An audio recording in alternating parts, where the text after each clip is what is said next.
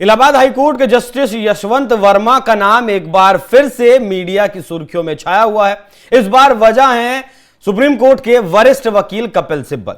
दरअसल महीनों पहले उनके घर से जले हुए नोट मिले थे, बरामद किए गए थे। उन नोटों की संख्या कितनी थी, कितने वो नोट थे, आज तक इस बात को कोई भी बता नहीं पाया है। मामले में सुप्रीम कोर्ट ने एक 3 जजों की कमेटी का गठन किया। उस कमेटी ने पाया कि हां, इस मामले में जस्टिस वर्मा दोषी हैं। उनके खिलाफ सरकार से मांग की कि आप इनके खिलाफ महाअभियोग लेकर आइए। लेकिन अब कपिल सिब्बल ने यह कहा है कि इस पूरी कमेटी ने जस्टिस वर्मा का पक्ष नहीं सुना है और अब सुप्रीम कोर्ट में शायद इस मामले की सुनवाई आने वाले वक्त में हो और जस्टिस वर्मा का पक्ष रखते हुए आप कपिल सिब्बल को देखें। इसी विषय पर चर्चा करेंगे। चर्चा मेरे साथ मौजूद हैं सत्यम राजपूत, सुप्रीम कोर्ट के वकील हैं, बहुत मुख्य तौर पर मुख्य केसों को आजकल देख रहे हैं। सर, बहुत बहुत स्वागत है आपका। ये जो कपिल सिब्बल साहब ने जब ये बीड़ा उठाया है जस्टिस यशवंत वर्मा का केस लड़ने का या फिर उनकी पैरवी करने का, इससे पहले तो आप थोड़ा सा प्रकाश डालिएगा इस पर। ये कैसा विषय है, कैसे आप इसे देखते हैं? देखिए, ये सबसे बड़ी बात तो कई बार चूंकि होता क्या है कि जुडिशरी एक ऐसा इंस्टीट्यूशन है, हमें लगता है कि जहाँ पे पूरे देश की जब सारी व्यवस्थाएं फेल हो जाती तो हम जुडिशरी की तरफ बढ़ते हैं, उस न्यायपालिका की तरफ। और जब इस तरीके की घटनाएं बाहर आती हैं तो हमें लगता है कि समाज, मीडिया और हर अन्य तरफ से जो है लगातार सवाल दागे जाते हैं। जहाँ तक मैं अगर जस्टिस यशवंत वर्मा की बात करूँ तो मैं खुद भी उनके सामने अपीयर हो चुका हूँ जब इलाहाबाद हाईकोर्ट में जज रहे हैं। और जहाँ तक मेरा अपना लिमिटेड नॉलेज है, वो अपने समय में एक अच्छे वकील थे, अपने समय में एक अच्छे जज थे जब इलाहाबाद हाई कोर्ट बेंच में थे, और साथ ही साथ दिल्ली हाई कोर्ट में भी उनकी जो जस्टिस डिलीवरी सिस्टम का एक अच्छा पार्ट रहा है। और अचानक जब इस तरीके से मामले बाहर निकल के आए तो ये अपने आप में बड़ा सवालिया हो जाता है कि उनका क्या रोल है, क्या नहीं है, जबकि उनकी तरफ से इस बात को पूरी सिरे से खारिज किया जाता है। अब जहां तक आपका जो मुद्दा है कि मिस्टर सिब्बल इस चीज़ को क्यों सपोर्ट कर रहे हैं और क्यों नहीं कर रहे हैं, तो सवाल क्या है, देखिए कि इसमें जस्टिस यशवंत वर्मा का ये कहना है कि उनको फेयर ट्रायल या फेयर रिप्रेजेंटेशन एक तरीके से जो इंटरनल कमेटी थी उसमें उनको नहीं मिला है। और इस कारण जो उनके खिलाफ जितनी भी ये रिपोर्ट बनाई गई है उसमें उनकी फेयर रिप्रेजेंटेशन नहीं है, जिसको लेकर के हमें लगता है उन्होंने मिस्टर सिब्बल को सलाह लिया होगा, जिसकी तरफ से जो है मिस्टर कपिल सिब्बल जस्टिस यशवंत वर्मा को जो अब रिप्रेजेंट करेंगे बिफोर द कोर्ट। सर, मसला तो ये है ना कि जो रिपोर्ट जो जारी की वो सुप्रीम कोर्ट की कमेटी ने जारी की, सुप्रीम कोर्ट के जस्टिस उसमें थे। अब मामला अगर ये सुप्रीम कोर्ट में चलता है, क्या सुनवाई होगी तब? अब उन लोगों ने भी तो फैक्ट्स के आधार पर, तथ्य के आधार पर दोषी माना होगा या उनके खिलाफ रिपोर्ट दी होगी।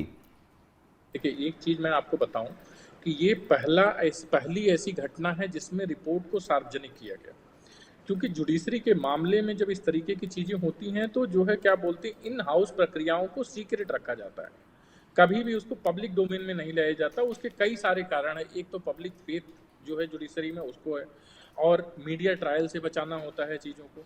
इन सब चीज़ों को लेकर के अभिषेक जी कई बारी चीज़ें क्या होती है, ये जो होता है ये हमें लगता है इतिहास की पहली ऐसी बार है कि जो इन हाउस रिपोर्ट है सुप्रीम कोर्ट की कमेटी की उसको जो है पब्लिक किया गया। ये हमें लगता है कि ये जस्टिस यशवंत वर्मा के एक तरीके से अगर आप बात करें कि अगर वो याचिका है तो उनके एक अगेंस्ट में जाता है, उनके फेवर में भी जाता है कि एज ए ग्राउंड जाता है कि इन हाउस रिपोर्ट को करना नहीं चाहिए था। दूसरी सबसे बड़ी बात यह है कि केवल यही नहीं है, जस्टिस यशवंत वर्मा ही नहीं है, इसमें सबसे बड़ा सवाल है कि क्या जस्टिस यशवंत वर्मा के ही मामले को इतनी तेजी से क्यों किया जा रहा है, ये भी एक अपने आप में बड़ा सवाल है। नहीं, अगर कोई केस तेजी से किया जा रहा तो अच्छी बात है ना सर, जरूरी थोड़ा हर मामला 10-10, 15-15 साल लटकाना। ये कोई आम केस नहीं है कि इसमें तेजी लाना अपने आप में एक मिसाल साबित करेगा, क्योंकि इसी के सिलसिले में मैं आपको जुड़ा हुआ एक नया केस बताता हूं जो इसी से पहले कुछ देर पहले ही आया था, जस्टिस शेखर यादव का इलाहाबाद हाईकोर्ट से, जिन्होंने विश्व हिंदू परिषद के मंच से कुछ वक्तव्य दिए थे। उनके खिलाफ भी करीबन 55 मेंबर ऑफ पार्लियामेंट ने साइन किया और वो अभी तक पेंडिंग है। इसके पहले भी और सारे जो है क्या बोलते हैं, जैसे दीपक मिश्रा के खिलाफ महाभियोग लाया गया। इसके पहले मैं आपको बता दूं कि पहले जज जो रहे वीजी रामास्वामी रहे 1993 में, उनके खिलाफ लाया गया। तो अभी तक अगर मैं आपको बताऊं, जो इतिहास की बात करूं मैं, तो हमें लगता है कि आपको कोई ऐसा जज नहीं मिलेगा जिसके खिलाफ महाभियोग सफलतापूर्वक पारित किया गया। तो ये जो इम्पीचमेंट प्रक्रिया है अपने आप में ही बहुत क्वेश्चनेबल है। यहाँ पे जहां तक रही बात जस्टिस यशवंत वर्मा की, तो वो तो देखिए कई बार क्या होता है, जब इस तरीके का आरोप आप पे लगते हैं तो कोर्ट आपको या तो दो विकल्प देती है, या तो आप जो है रिटायरमेंट ले लीजिए या तो आप रिजाइन कर दीजिए।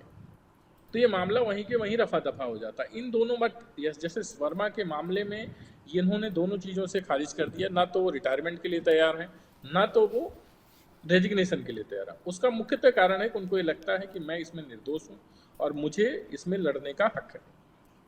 मतलब न्याय तो नहीं मिल रहा है ना सर। फिर भी भाई नोट जो जले हुए मिले उनके घर से बरामद हुए ना, भले ही उनके स्टोर रूम से मिले, लेकिन वो उनके घर का एक हिस्सा था, एक घर का पार्ट था, ताला वहां लगा हुआ था। सुप्रीम कोर्ट ने इस बात को माना है, उसकी कमेटी ने इस बात को माना है। और आपने जिस तरीके से एग्जाम्पल दिया जस्टिस शेखर कुमार यादव का, उनके महाभियोग की जो जांच की बात है वो 6 महीने से अटकी पड़ी है। लेकिन जस्टिस वर्मा के केस में महाभियोग लाने के लिए सुप्रीम कोर्ट सरकार से कह चुका है कि आप इनके खिलाफ महाभियोग लाइए, लेकिन कांग्रेस पार्टी यहां महाभियोग का समर्थन करने के लिए तैयार नहीं है।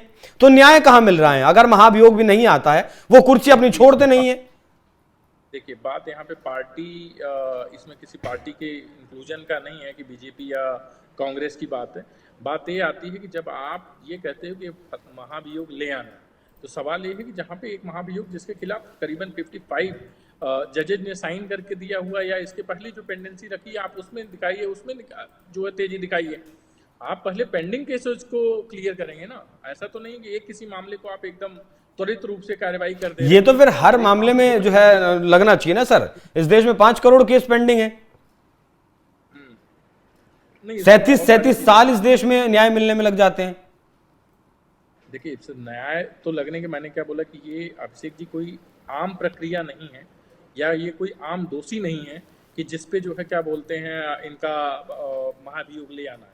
सवाल है कि जिस तरीके से प्रक्रिया हो रही है वो एक अपने आप में बड़ा सवाल खड़ा करता है कि इतना त्वरित कार्रवाई और सारी चीज़ों, जो फाइंडिंग कमेटी है उस पर भी जो है कई सारी चीज़ों, कई सारे सवाल है। और देखिए रिपोर्ट, कभी भी ये रिपोर्ट पब्लिक नहीं की जाती है। आज पहली बार ये जो है इतिहास में, जुडिशरी के इतिहास में जो है क्या बोलते हैं, जो इन हाउस इंक्वायरी की रिपोर्ट है वो पब्लिक की गई। तो ये भी कहीं ना कहीं अपने आप में सवाल पैदा करता है कि क्यों। ठीक है सर, आपका सवाल जायज है। आप सुप्रीम कोर्ट में, हाई कोर्ट में प्रैक्टिस करते हैं, जजों के सामने अपियर होते हैं, आप तमाम केस देखते हैं। लेकिन अगर ऐसे मामलों में न्याय नहीं मिलेगा तो फिर देश पर क्या संदेश जाएगा? एक जस्टिस, मतलब एक सुप्रीम कोर्ट एक जस्टिस का फैसला नहीं कर पाता है। एक जस्टिस कह रहा है कि मेरे खिलाफ न्याय जांच गलत हुई है। सुप्रीम कोर्ट के जस्टिस ही अगर जांच गलत कर रहे हैं, फिर आम आदमी न्याय की अपनी गुहार लेकर कहां जाएगा? उसके पास क्या विकल्प है? उसके पास तो कोई विकल्प नहीं है। आपको मैं एक चीज बता दूं, जो अपने देश की न्यायिक प्रणाली उसमें जजेज को हटाने की प्रक्रिया जो है, जो हाई कोर्ट और सुप्रीम कोर्ट के जजेज को जो हटाने की प्रक्रिया, वो अपने आप में ही बहुत दुर्लभ है। और करीबन अभी तक मैंने आपको बताया कि 5-6 जजेज के अगेंस्ट जो है महाभियोग लाया गया, सफल किसी के लिए नहीं हुआ, किसी के खिलाफ सफल पूर्वक हो नहीं पाया। और ये एक अपने आप में, जहां तक दूसरी बड़ी बात आप कहते हैं, तो अगर जब बात करते हैं कि आप नोट पाए गए, तो अगर आपने जब नोट जो ये दिखा रहे हैं कि जी नोट पाए गए, रिपोर्ट आपने पब्लिक कर दिए, तो सर फिर आप ये भी पब्लिक कर देते कि नोट किस बैंक से हैं, किसने दिए हैं, किसने निकाले हैं। तो ये भी तो जो है क्या बोलते हैं पब्लिक हो सकता है। तो अगर आप इंक्वायरी की बात करते हैं, या तो प्रॉपर इंक्वायरी आप जो पब्लिक डोमेन में दे दीजिए, या सिर्फ आप सिर्फ एक कई सारी चीजें हैं। देखिए इसमें ये भी हो सकता है सरकार का एजेंडा कि इस तरीके से एनजेएसी लाने के भी प्रयास की बात की जाए। ठीक, एक मिनट रोकूंगा सर आपको। मतलब आपका कहना है कि सुप्रीम कोर्ट की जो जांच कमेटी, उसने भी सेलेक्टिव जो चीजें थी वो रिपोर्ट में दी हैं, सारी चीजें नहीं दी हैं।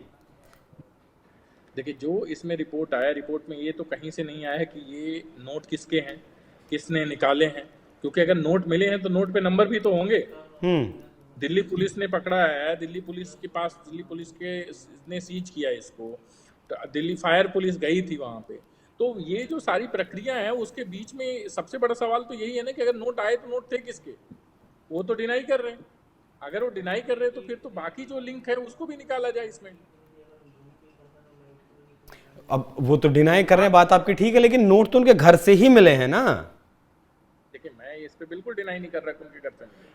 अब वहां मतलब वाई कैटेगरी की सुरक्षा रहती है, सीआरपीएफ के जवान रहते हैं, कोई ऐसे तो आपके घर में आकर नोट रखकर नहीं चला जाएगा। कि वो जिस घर में बात कर रहे हैं उस घर का क्या है कि उसके हिसाब से वहाँ पे एंट्री किसी का आना जाना इतना कोई टफ नहीं था, जो चूँकि एक आउटर हाउस था उनका।